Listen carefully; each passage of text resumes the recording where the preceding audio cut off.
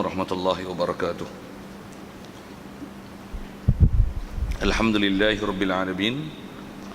Wassalatu wassalamu ala asyrafil anbiya'i wal mursalin wa ala alihi wa sahbihi ajma'in. Subhanaka la ilma lana illa ma 'allamtana innaka antal alimul hakim. La haula wa la quwwata illa billahil aliyyil azim. Rabbi shrah li sadri wa yassir li amri wahlul 'uqdatam min lisani yafqahu qawli.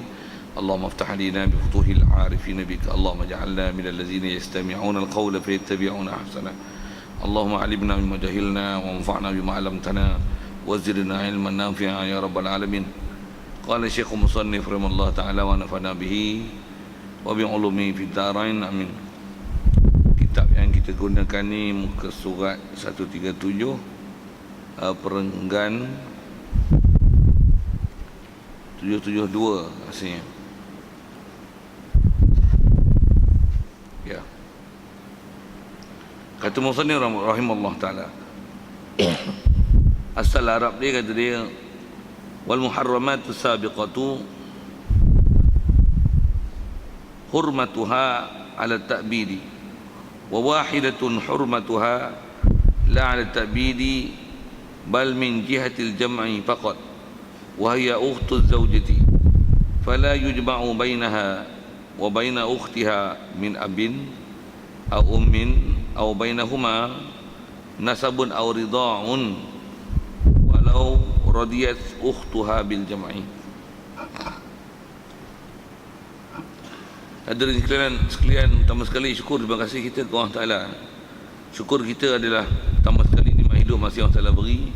Kita diajar setiap hari mensyukuri nikmat hidup dengan membaca doa alhamdulillahillazi ahyana ba'da ma amatana wa ilaihi nusyur. Setiap kali kita bangun dari tidur, kita diajar oleh baginda Nabi sallallahu alaihi wasallam menyebut doa ini, pernyataan ini, yang mana pernyataan ini adalah menunjukkan kesyukuran dan terima kasih kita kepada Allah Taala di atas hidup yang diberi setelah dimatikan kita dengan ditidurkan kita sementara di waktu malam, kemudian dihidupkan kita di siang hari.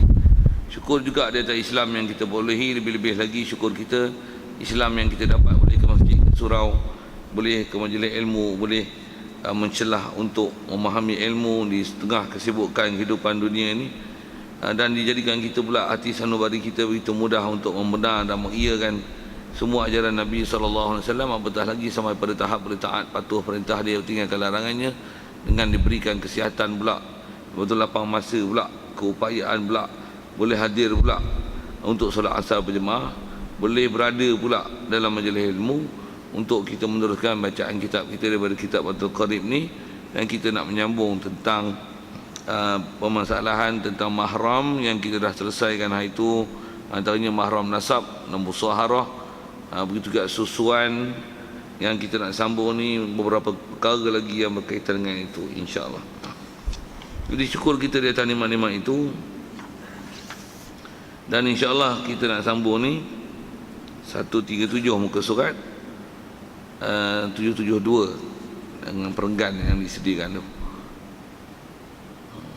Kata Musannif rahimahullah taala wal muharramatu sabiqatu hurmatuha ala ta'bidi. Hadirin sekalian, pertama dia sebut, kata dia wal muharramatu sabiqatu, sekalian perempuan yang diharamkan nikah yang terdahulu, yang telah kita belajar, ada yang haram sebab keturunan, ada yang haram sebab susuan, haram dengan sebab berbeza menantu, dengan sebab persemendaan tu bahasa lama. Kalau bahasa Arab dengan sebab musaharah, ada empat. Ada empat. Jadi kalau ikut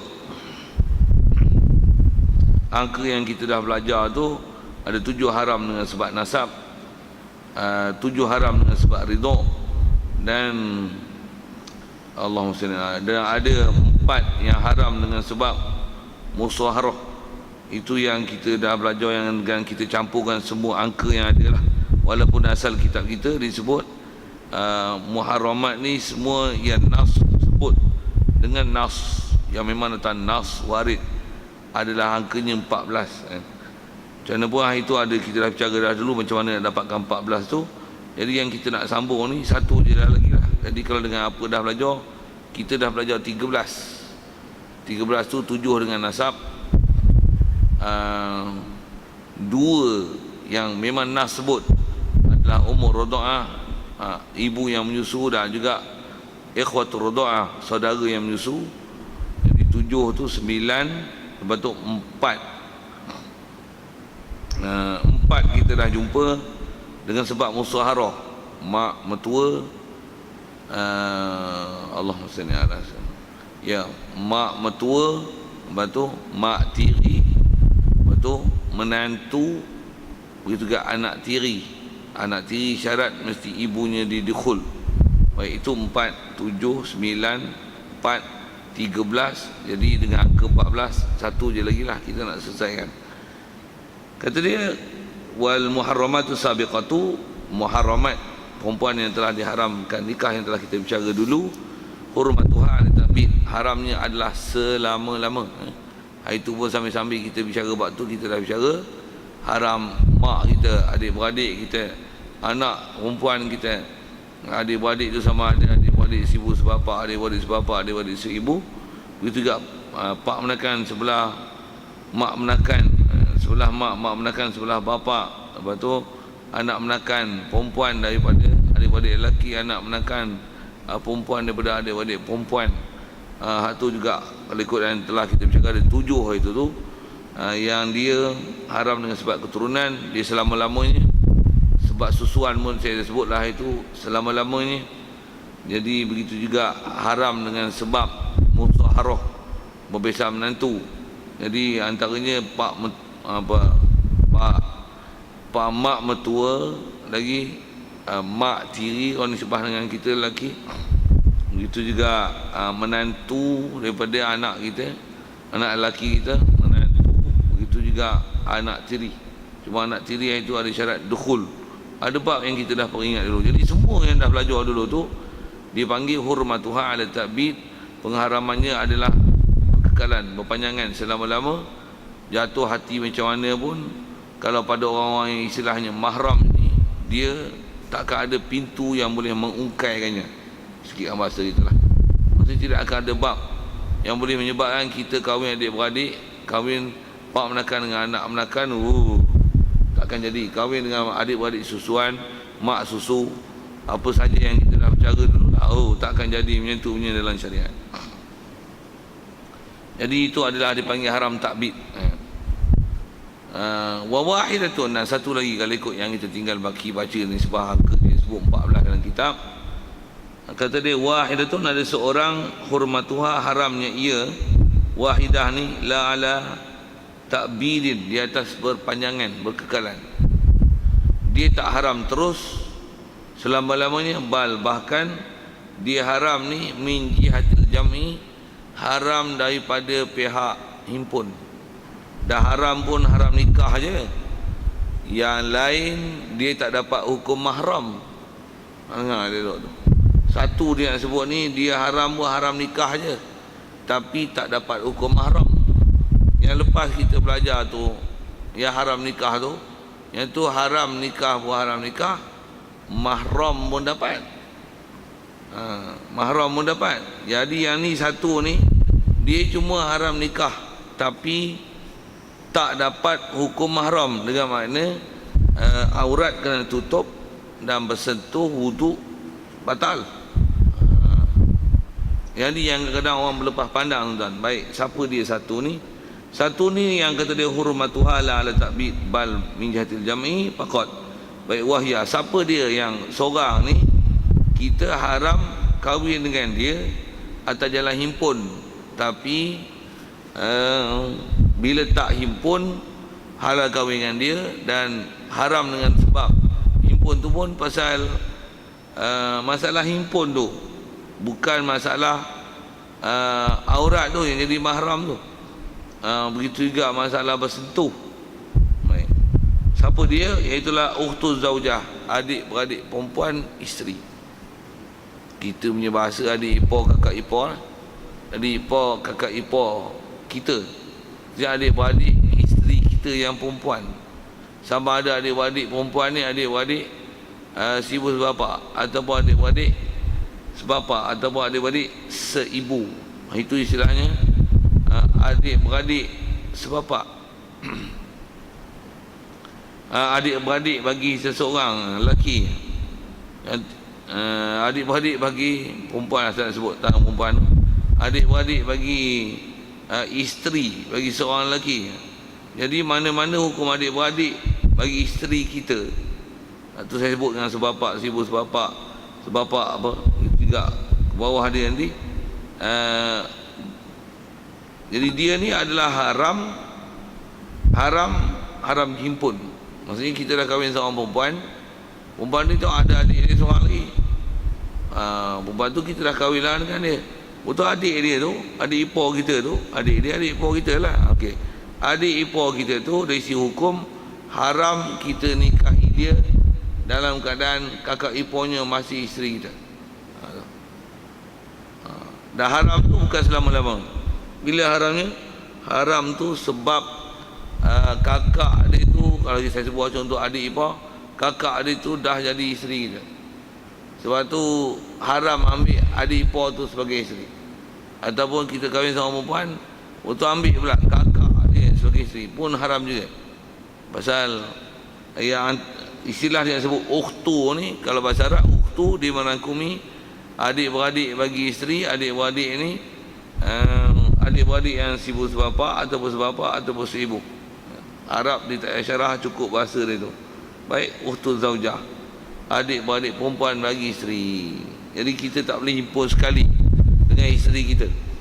Kalau himpun pun tak sah, nikah tu tak sah. Bang kalau buat juga, buat kerja juga haram. Pasal benda tu salah. Pasal ni peraturan syarak, tak boleh himpun. Jadi bila tak boleh himpun, atas saya sebut tadi, dia tak dapat hukum mahram dan bersentuh dengan mana kita pergi rumah mak mertua kita, ada adik ipar dari segi aurat dia kena tutup aurat. Dari segi sentuh tak boleh bersalam mensentuh kita dengan adik ipar isteri kita. Adik ipar kita lah, adik isteri kita kan.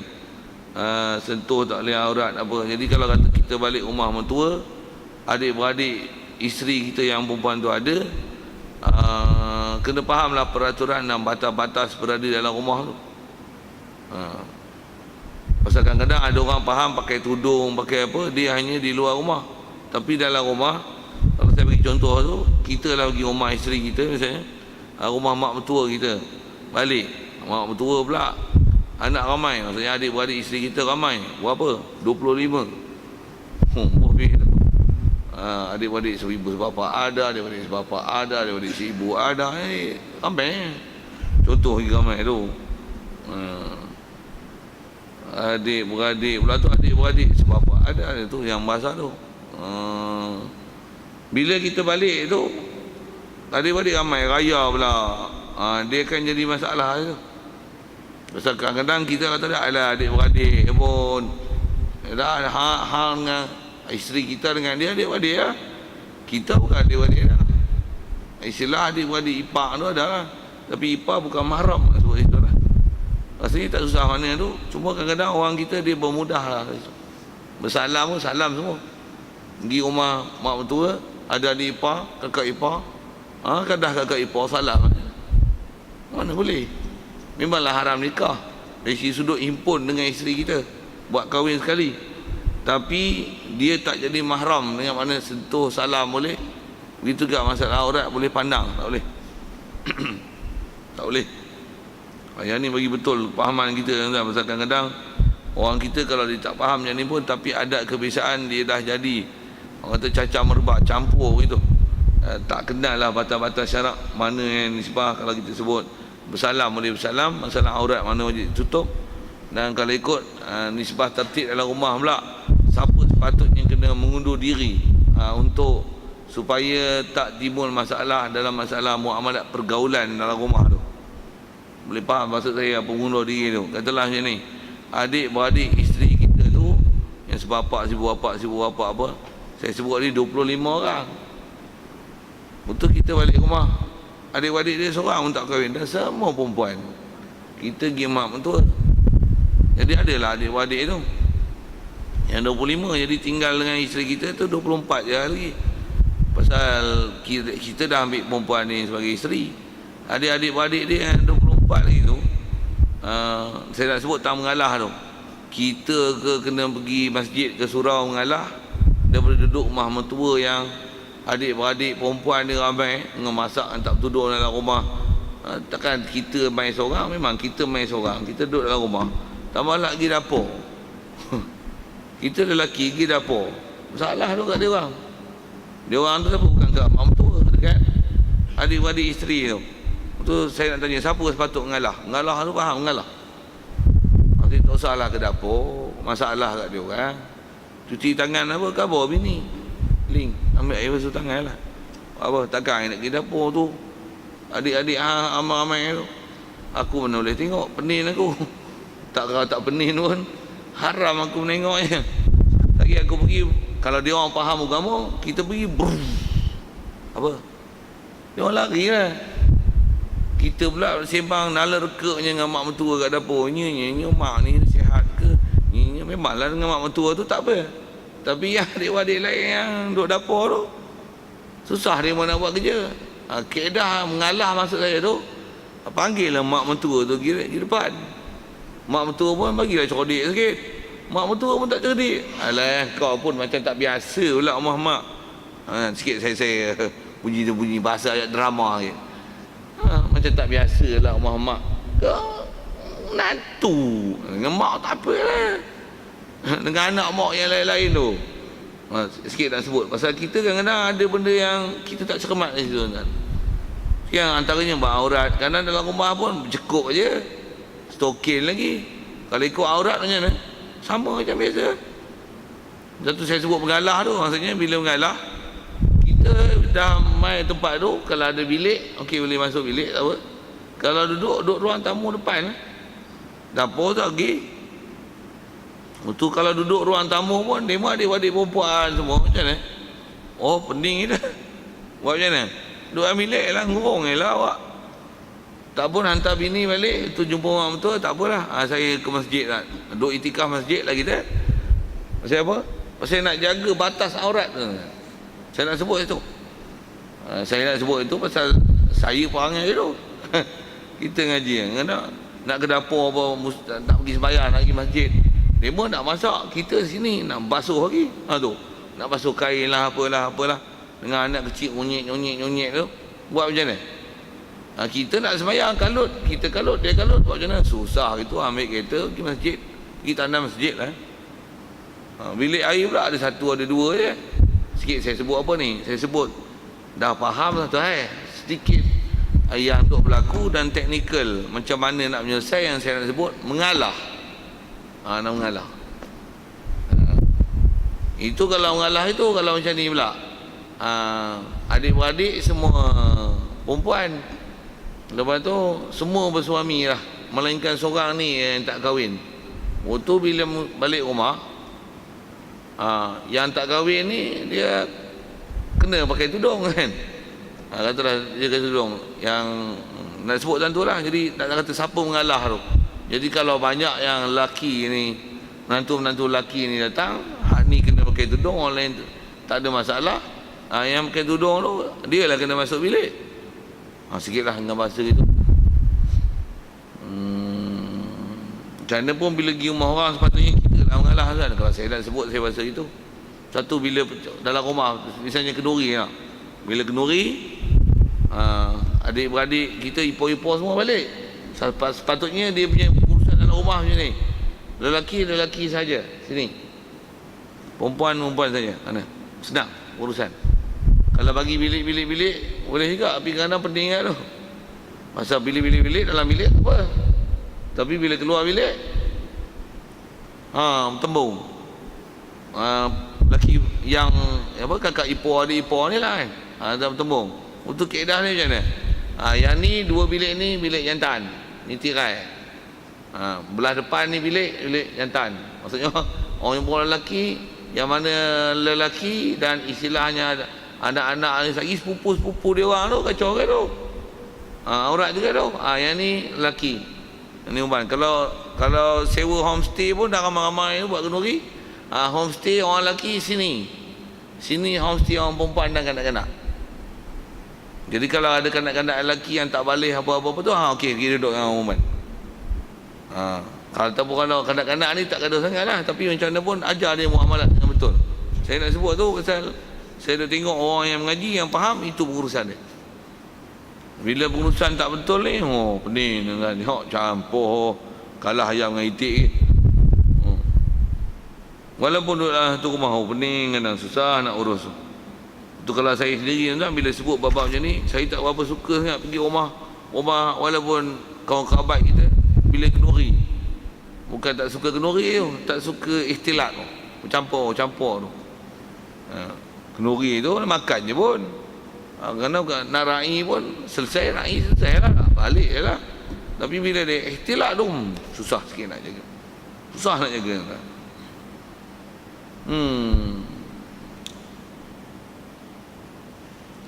Baik, jadi asal yang sebut haram sementara ni khusus bahasanya ukhtu zaujah, adik-beradik isteri.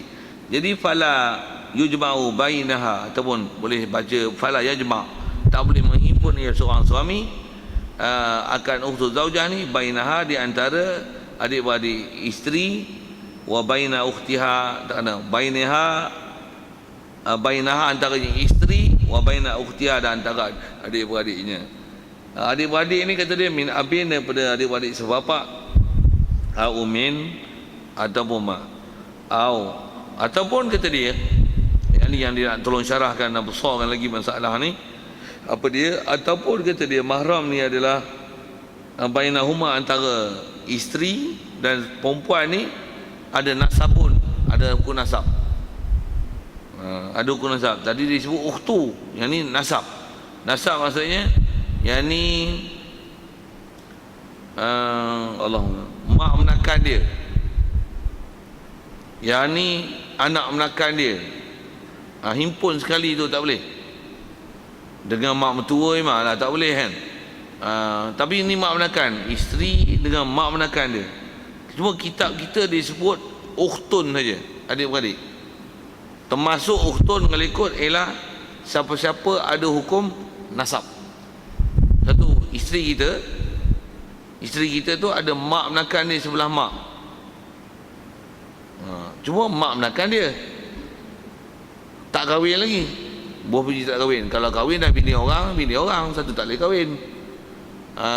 Macam mana pun kalau kahwin sekalipun, tu siapa? Dengan bini kita tu, kalau kata antara dia, kalau kata lelaki sekalipun mahram. Tapi asal kita nak sebut ialah isteri kita ni dengan mak menakan dia sebelah mak, atau mak menakan dia sebelah bapak, demo ni ada nasab.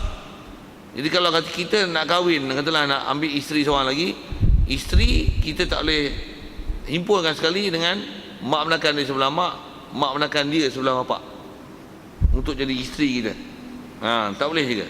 Tadi disebut adik-beradik, termasuk adik-beradik ni yang istilahnya ukhtun adalah yang dengan dia ada hukum nasab.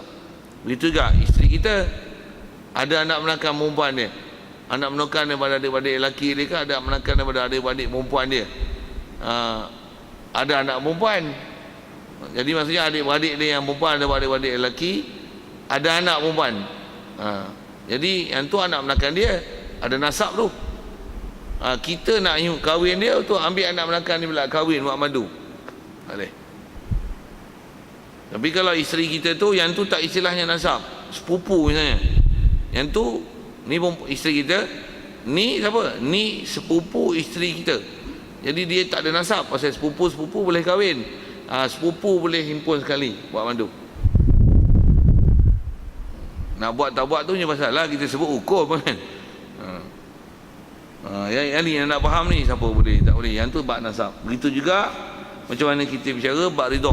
Yang perempuan ni, siapa-siapa dengan isteri kita ni, dia ada hukum ridha, maka kita tak boleh himpun dengan dia sekali. Untuk kita ambil mereka itu buat madu, tak boleh.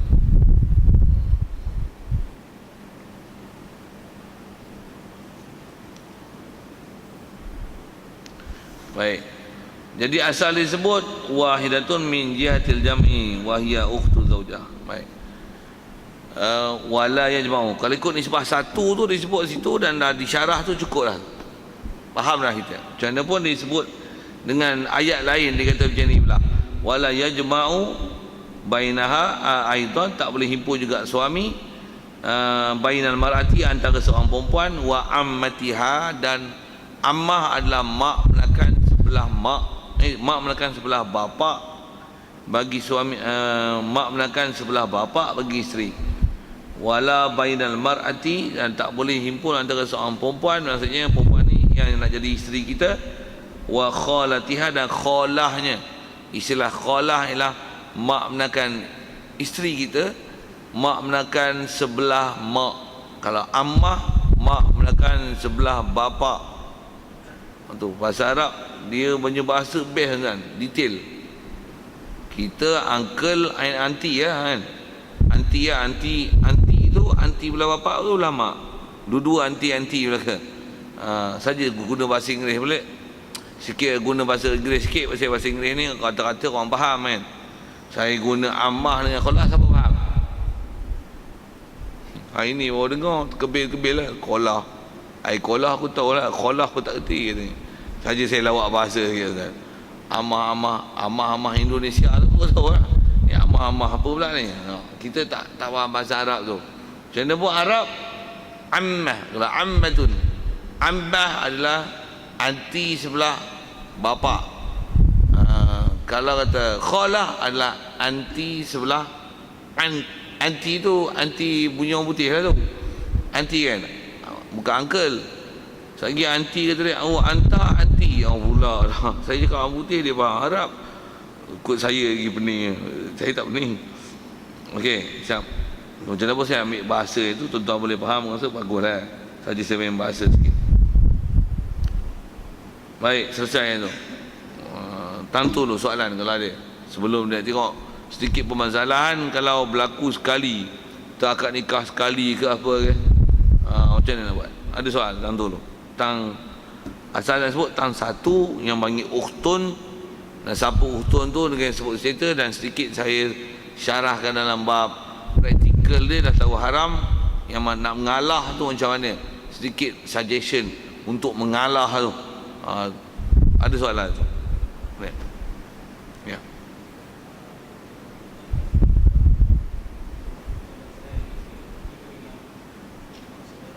Ya. Anaknya